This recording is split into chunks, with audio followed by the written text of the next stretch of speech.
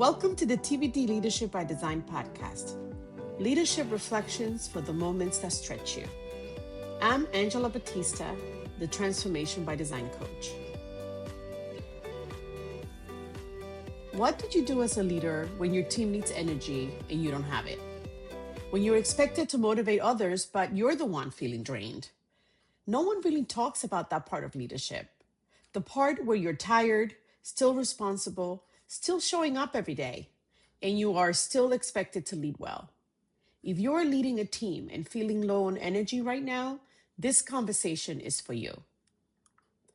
When I think about empowering teams, especially during hard seasons, I don't think first about big strategies.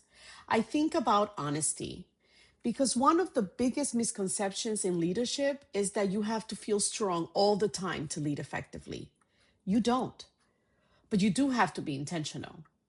There have been moments in my own leadership where I have shown up for others while quietly feeling exhausted myself, managing responsibilities, holding space for teams, navigating uncertainty. And at the same time, I've been asking myself, how do I keep up motivating people when I'm running low? That's a real question, and it deserves a real answer. The first thing I've learned is this: you have to acknowledge what you're feeling, not dramatically and not in a way that puts weight on your team, but honestly. Because when leaders pretend everything is fine when it's not, people can feel that, and it creates distance. But when you can say, even in a grounded way, this is a heavy moment and we're going to move through it together, that builds trust. It reminds people that leadership is human. That matters more than we think, because it also reminds them that you're human. The second thing is reconnecting to purpose, because exhaustion often comes from disconnection, from moving fast or from doing a lot and losing your sight of what really matters. So sometimes the most powerful thing you can do as a leader is to pause and bring your team back to purpose. Why are we doing this work? Who does it impact? What are we building together? That clarity doesn't just motivate your team, it steadies you too. Now, let's talk about empowerment, because this is where many leaders get stuck. When you're tired, the instinct is to hold on tighter, to control more, to take on more, to just push through. But that usually makes it worse. Empowering your team is not something you do when you have extra energy. It's something you do so the energy is shared. Delegation is not about offloading your work. It's about trusting your team to lead with you, giving people ownership, letting them step in, letting them contribute in meaningful ways. That's what builds confidence in them, and it creates space for you to breathe. Another thing that shifts energy quickly is slowing down to recognize small wins. When you're overwhelmed, everything starts to feel heavy, and it's easy to miss progress. But small wins matter. Acknowledging effort, noticing movement, taking a moment to say this worked and we did this well. That changes the tone of a team. It reminds people that progress is happening, even in hard moments.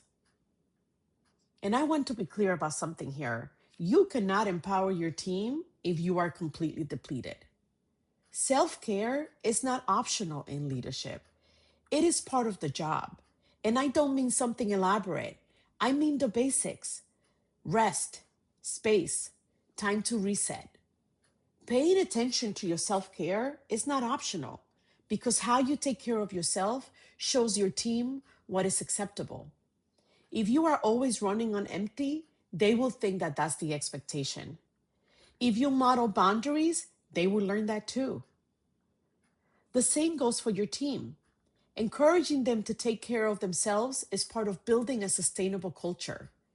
Give people permission to step away when needed. Normalize taking breaks. Create space where people don't feel like they have to prove their worth by being constantly on. That's how you build a team that can last, not just perform for a moment.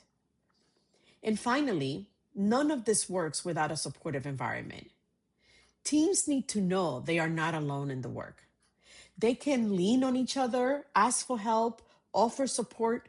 When people feel supported, they show up differently. They stay engaged longer. They move through challenges together. That's what real empowerment looks like. Not pressure, not isolation, connection. If you are feeling drained right now, I want to be clear.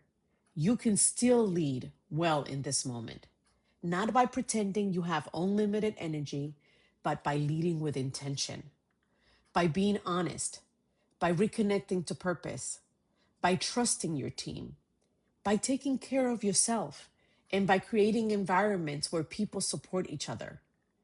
That is leadership, especially in hard seasons. Here's one simple thing you can try this week. In your next team interaction, ask this question. What is one thing we can shift right now to support each other better? Then listen, really listen, and act on one thing you hear. Not everything, one thing. That's how empowerment starts. Not with big changes, with small, intentional ones. Thanks so much for listening to Leadership by Design. If this resonated with you, share it with someone in your circle, a colleague, a friend, or someone else navigating their own leadership moments. And if you do, tag me at DrAngelaBatista. I love to see it and celebrate it with you. Save this episode so you can come back to it when you need it. These reflections are for the moments that stretch you, the ones that don't feel polished, and the decisions you make anyway. To learn more about my work, visit transformationbydesigncoach. Lead with purpose. Lead with heart. Your transformation starts now. You've got this.